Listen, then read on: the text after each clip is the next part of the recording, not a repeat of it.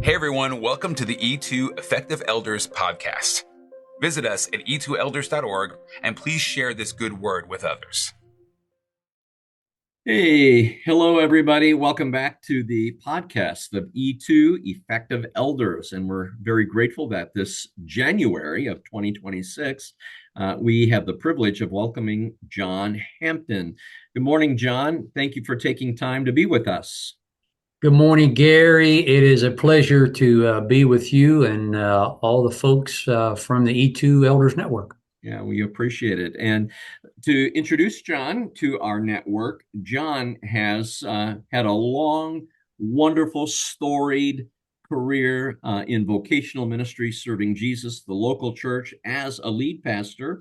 And now, after having handed off that baton just a few years ago, he is investing in people through the ministry of Central Christian College of the Bible in Missouri. They have a network. A church leadership network, and John is doing a lot of mentoring through it, particularly in the arena of those who are preachers, Mhm. speaking about the interior world of the leader. So, John, you want to maybe close the gap with any one of our listeners and or those who are viewing the podcast so they can become acquainted with you? Yeah, sure. I grew up in northern Kentucky, a little town, very small town, and ended up going to Cincinnati Bible College. I was there in 1980 through 84, graduated from Cincinnati in 84. While I was there, I did a preaching ministry. A church, Gary, was desperate enough to hire me when I was 17. Now that's desperation, 17. brother, when they hire a 17-year-old preacher. I don't have any idea what I said in those sermons. Nothing worth listening to, I'm sure. And my sermons were as good as whoever spoke in chapel that week. If we had a good chapel speaker, then I was going to have a good message for the weekend. So I did that all through my 4 years of Cincinnati, 80 to 84. Little church in Central Kentucky called Claysville Christian Church. Someday, Gary, we'll do another one of these maybe, and I'll tell you about my early elder experiences. It was a learning curve Uh-huh. in many, many ways, working with an elder. When I went there, that church only had one elder. And I confronted him really quickly. I said, "Hey, this isn't biblical. We got to have elders." And Uh-huh. it's quite a story with a wonderful guy named Garnet Henson was the guy that actually helped hire me at that little church.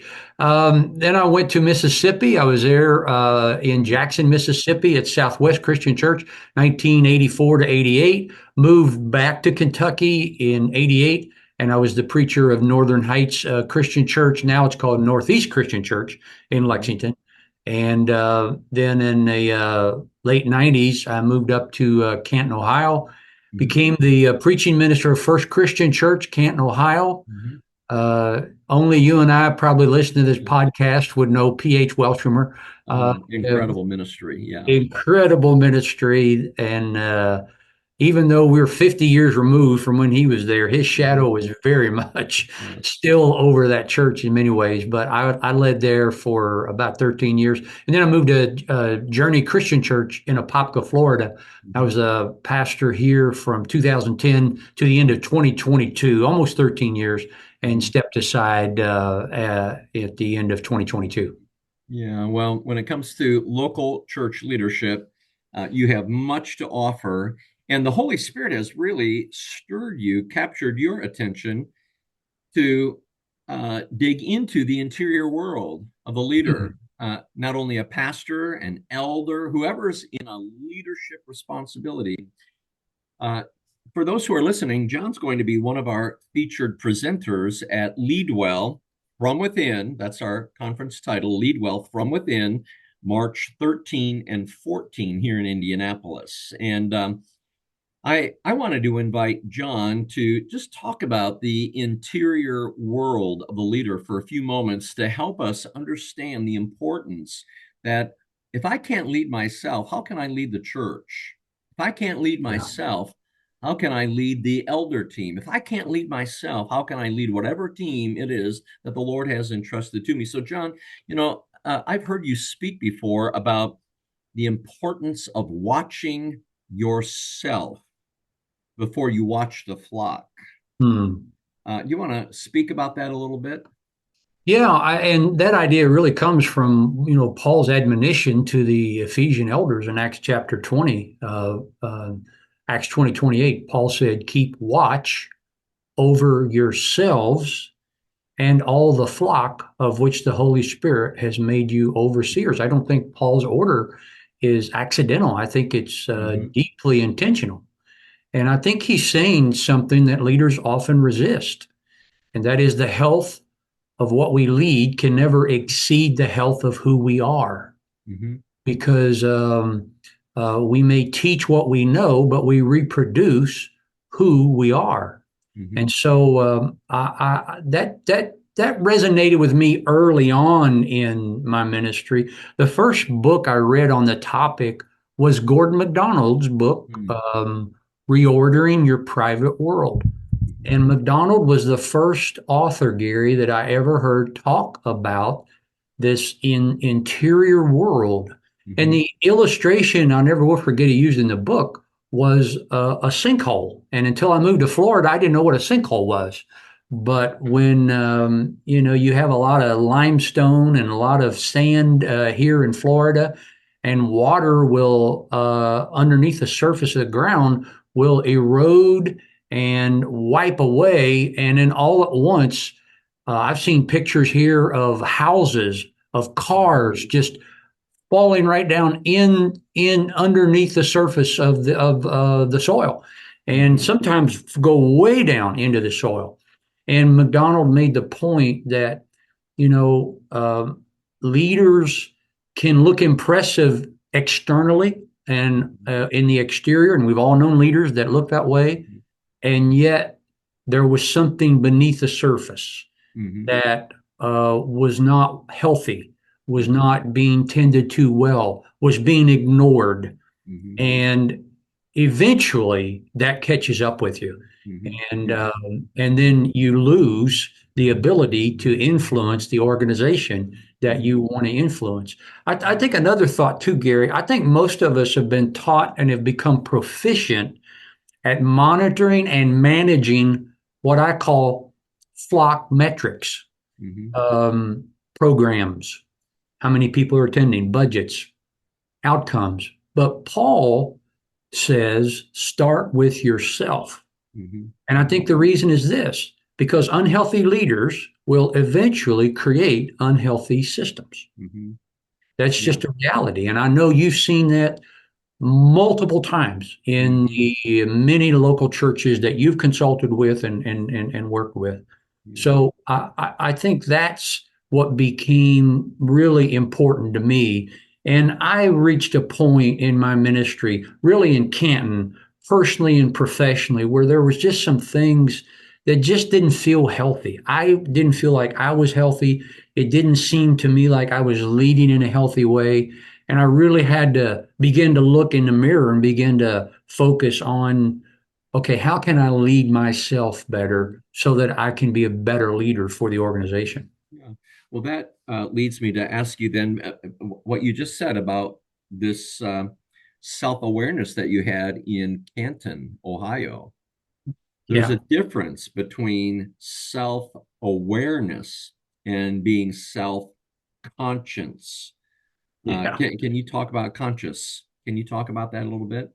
Yeah, they're really that's such a good phrase, and I don't know where I ran across that or if I coined that myself, but when I first heard that, that really resonated with me because it's fundamentally different postures of the soul that are aimed in opposite directions. So let me unpack it just a little bit. Self-consciousness is really an outward orientation, and your primary question is, how am I being perceived?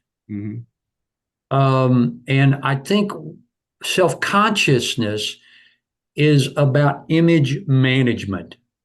It's about scanning the room for reactions, for feedback, for cues of acceptance or approval, or social media likes or shares. It's preoccupied, Gary, with impression rather than formation, and it often confuses visibility with validation. And I think that's where I lived a lot of my early ministry, really much of my ministry until um, my later years at the church in Canton. Self-consciousness asked the question, Gary, did I say that right? What do they think of me? Did that land well? Am I winning or losing approval right now?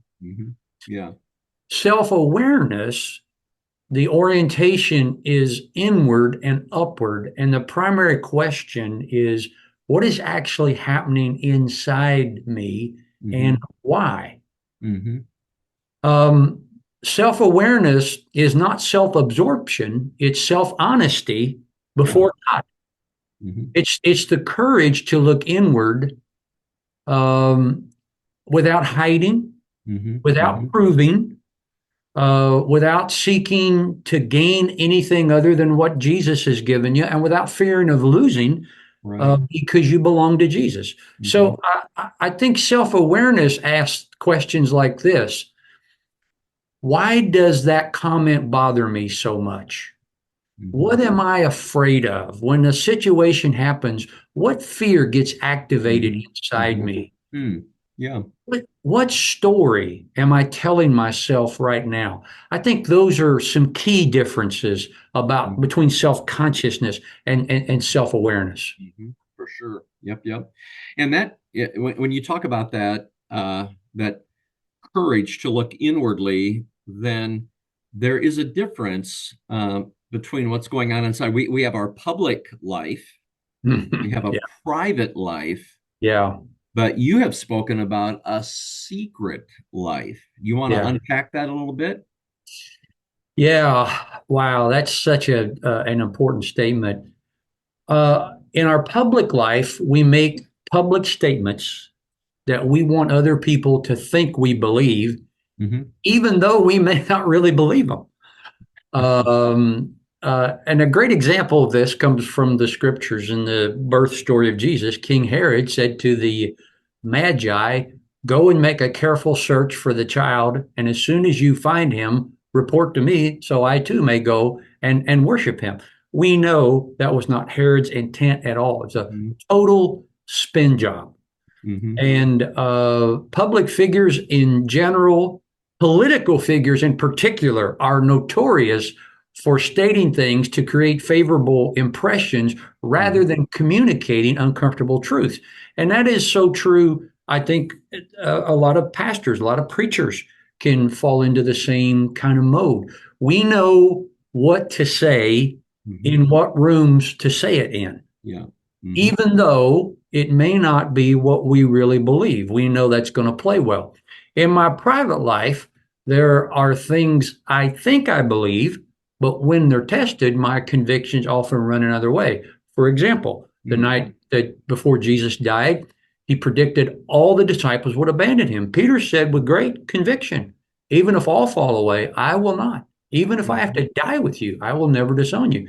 And I think when Peter said those words, he was very sincere, but were those convictions true? No, they weren't. When Peter learned later that night that he would suffer if he aligned himself with Jesus, it turns out his private convictions weren't really solid. But the secret convictions, it's only when I examine my secret life that I discover my deepest beliefs about how I think life really, really works. And I credit Steve Cuss. Steve has a great book that came out a couple years ago called The Expectation Gap. And he says there's a difference between our precious beliefs and our deepest belief. Our precious belief is one we hold dearly. For example, the doctrine of the Trinity, the substitutionary atonement of Jesus' death, the bodily resurrection, the authority of scriptures. Those are precious to our faith. We hold them dearly. But Cuss says, however, we have deeper beliefs that can be even more foundational and I would say even more forming than our doctrinal beliefs. And he says it like this. That's a good way to put it, Gary. A precious belief is one we hold dearly. Our deepest belief is one that holds us. Mm. And it usually holds us back, meaning it blocks our capacity to experience our most precious belief.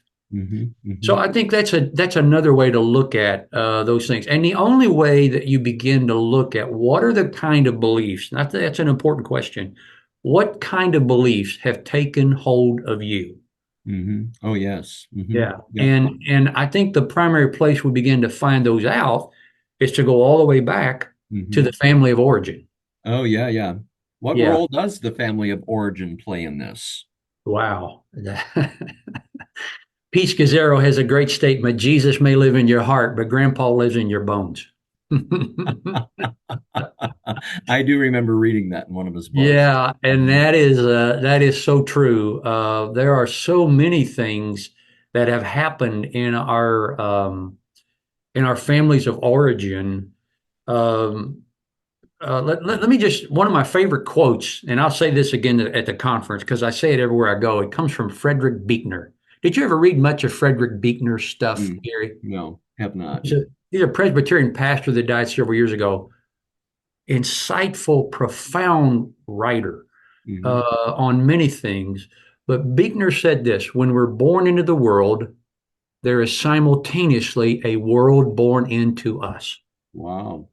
And that statement alone deserves just several minutes of reflection. He goes on, we are immersed into cultural context that affect our innermost beings, shaping what we know, how we think, what we take for granted, what we struggle to accept.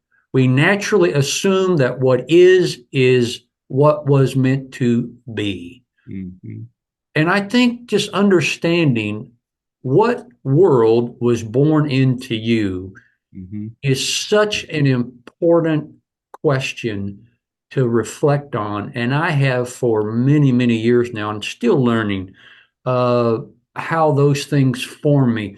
And what you get from the world born into you is sometimes you get a script. You get a script handed to you by your parents or your grandparents.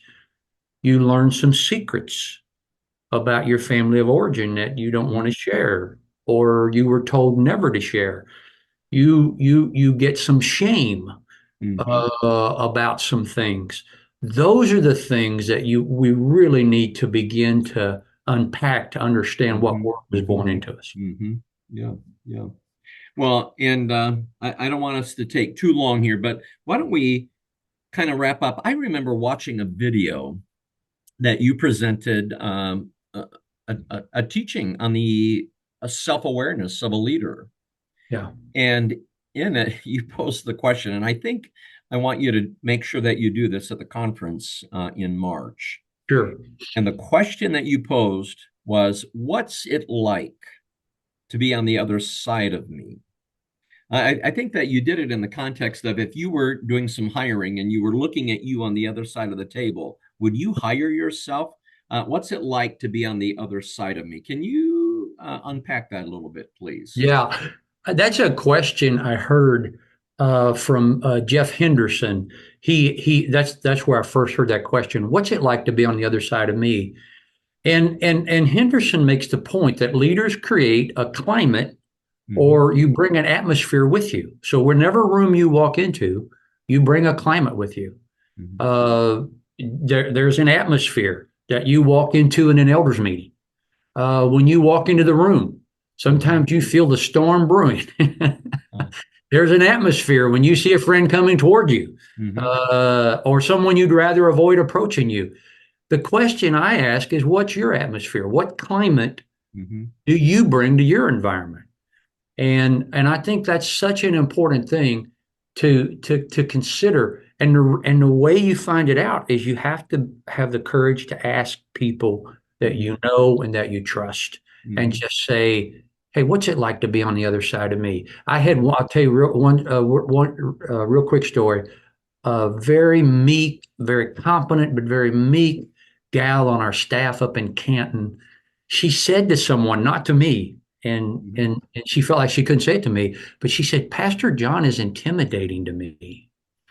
And I thought to myself, I'm not intimidating. I don't intimidate people.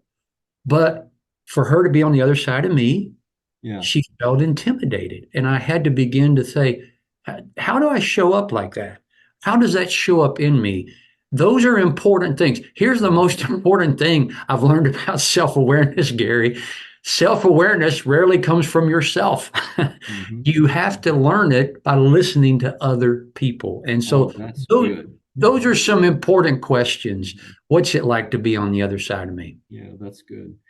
Well, I want to thank you, John, for being with us in this conversation. And for those who are interested, you can hear John in depth on Friday, March the 13th, on Saturday, March the 14th, 2026. On the screen, you'll see a place where you can go on our website, e2elders.org, and explore this event that we're having every spring of the year in March. We do Lead Well. We want every elder, every pastor, every key volunteer to be leading well. And every spring, there's a conference emphasis. And this year, the emphasis, the target is lead well from within. Is it well with your soul? We do have a resource that speaks to this. We have a book called The Healthy Elder: Vital Signs of a Strong Leader. This is our bestseller. We have it in 3 formats: in written format, in digital format, but is also in audio format on our website. This is now in its 10th printing. We have sold so many of these. They are in foreign languages. They're being used in other countries of the world. And if you're interested on the health of an elder, this would be a potential next read or listen on your list. So, John, thank you so very much for being with us today. We are grateful for your partnership in the gospel of Jesus Christ. We look forward to having you with us here in Indianapolis. I'm going to say in just a matter of weeks. Yeah, So, exactly. thank you, buddy. Hey, thank you, Gary. It's a real joy and a privilege to be with you. Thank you.